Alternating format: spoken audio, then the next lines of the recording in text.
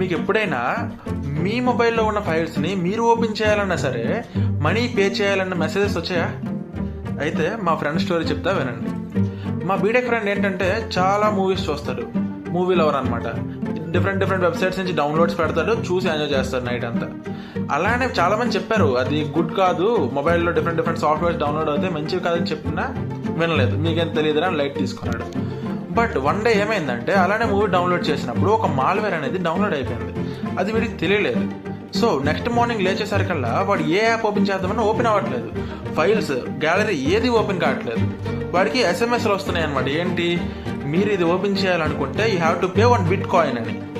So this attack is known as ransomware.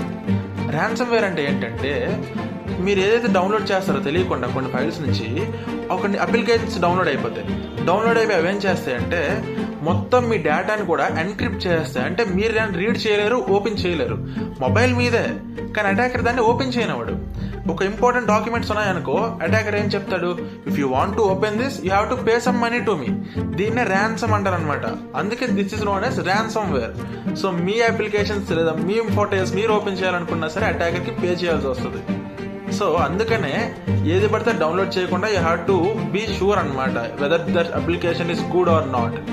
So ఇంకా ఇలాంటి vulnerabilities రాకూడదు అంటే you have to do 2 things.